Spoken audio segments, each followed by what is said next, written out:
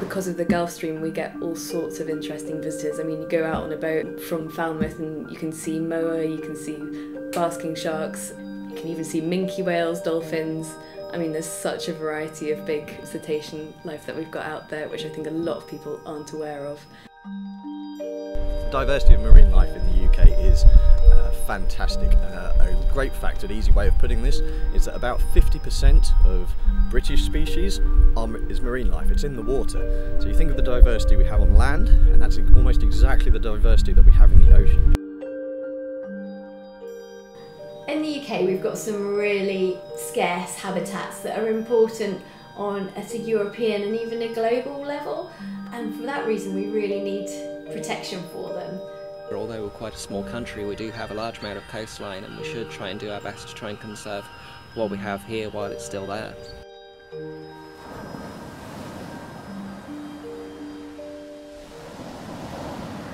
The marine environment is under tremendous pressure at the moment. There's all sorts of things that can influence the species and habitats that we've got around our UK coastline. The pressures of modern day activities such as human activity, recreational use of our waters, boating, sailing, diving, and also commercial use of our waters for fishing and for industry. You can see lots of damage and certainly lots of litter in a lot of the dive sites in the UK. Even around here in Falmouth we have wreck dive sites that have become lovely reefs. You know, they're their own little ecosystem now. But the problem is people fish on them to try to catch the fish that are attracted to these reefs, and lines get caught. Everything's interlinked. You've got to remember everything out there. It's all part of a food web and chain. And if we really knock that and we take away the balance, we're actually not at a point where we can really properly predict what's going to happen. By leaving marine areas unprotected, we run the risk of knocking our marine ecosystems completely out of balance. I've dived in non-protected areas in the UK, and I've also been fortunate enough to dive in a couple of the areas that are actually proposed under the new Marine Conservation Zone scheme, and you can certainly see that those areas at the moment, they're still relatively pristine and they need to be preserved just to keep that balance. I'd love to see some no-take zones, some big no-take zones, which would help replenish all the marine life around the coast. I think that would be the best thing we could do, is to have some areas that are just left entirely alone. Actually, what has been found is that no-take zones increase the amount of fish in that area because it's under no threat whatsoever from any fishing pressure, and actually the fishing becomes actually much better in that area. So for a variety of reasons, marine conservation zones can actually benefit everybody.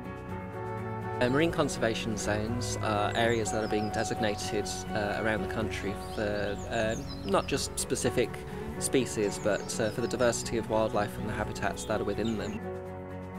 There's never going to be enough marine conservation zones, really. We're in the very early stages now, in the second tranche of marine conservation zones being consulted upon to be designated around the country. From the initial numbers from before the first tranche, a lot of those got sidelined.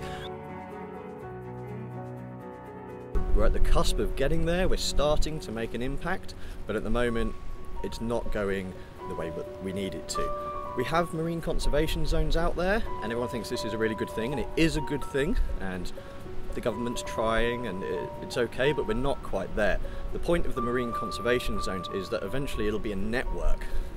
So this allows creatures to migrate and to have kind of safe zones, but not just to be kind of penned into a small area, because that won't do them any good either.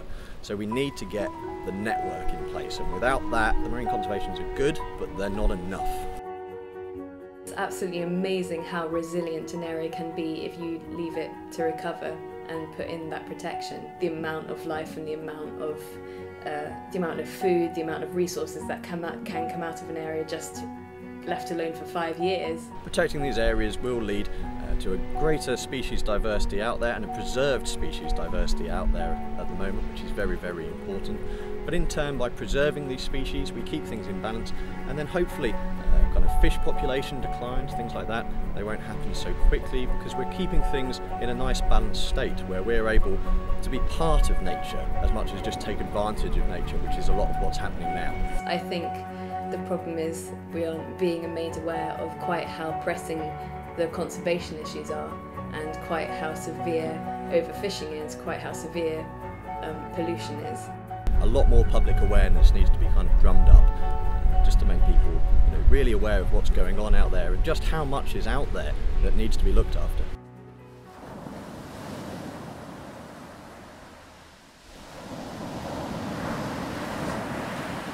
I think sea search data has been really influential because you can't expect the government or statutory nature conservation bodies to be out there collecting data all the time. The seas are just too big and there are too many places for them to be looking. Sea Search is a voluntary conservation programme for divers to record underwater species and discover sites that have problems and need protection. Last summer I went to the Isle of Man with Sea Search on an expedition, and we dived in a protected area off Port Erin. And this is an area that's been closed to all extraction for about 25 years. This place was absolutely teeming with life. It was full of scallops and encrusting sponges and all sorts of fish, and it was just lovely, and I really felt that you could see how it benefited from the protection that it has. And so for anybody that is a diver, it's a great way of getting involved and getting more out of your diving as well. Where we start to really need to try and focus more effort is trying to get these things put into schools, into curriculums as well. Not all schools will teach their children about native wildlife or conservation, that sort of thing. So I think it's important that at an early age we educate our children that we need to take care of the environment around us.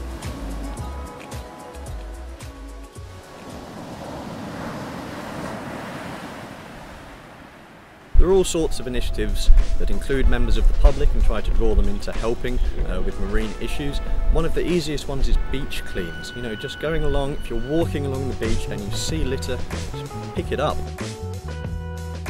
We always like to try and tell people if you pick up even a small little piece of net or a plastic shopping bag, you literally could be saving a life. It really is that simple.